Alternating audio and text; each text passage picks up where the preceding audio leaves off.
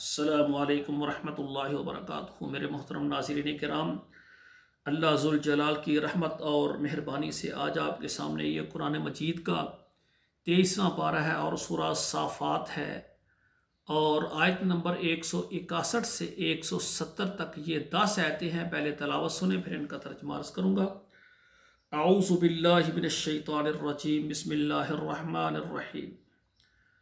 فَإِنَّكُمْ وَمَا تَعْبُدُونَ مَا أَنْتُمْ عَلَيْهِ بِفَاتِنِينَ إِلَّا مَنْ هُوَ صَالِ الْجَحِيمِ وَمَا مِنَّا إِلَّا لَهُ مَقَامٌ مَعْلُومٌ وَإِنَّا لَنَحْنُ الصَّافُّونَ وَإِنَّا لَنَحْنُ الْمُسَبِّحُونَ وَإِنْ كَانُوا لَيَقُولُونَ لَوْ أَنَّ عِنْدَنَا ذِكْرًا مِنَ الْأَوَّلِينَ لَكُنَّا عِبَادَ اللَّهِ الْمُخْلَصِينَ فَكَفَرُوا بِهِ فَسَوْفَ يَعْلَمُونَ۔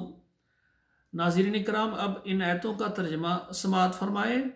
فَإِنَّكُمْ وَمَا تَعْبُدُونَ، بے شک تم اور جو تم پوجتے ہو، مَا أَنْتُمْ عَلَيْهِ بِفَاتِنِينَ، اور جو تم ہو اس پر یعنی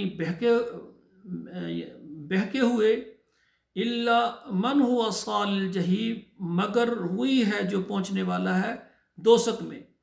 یعنی تم اس بات پر بہکے ہوئے ہو کہ اللہ ذوالجلال کے لیے اولاد ٹھہراتے ہو، یہ بات وہی کر سکتا ہے الا من هو صال الجحیم، جو جہنم میں جانے والا ہے۔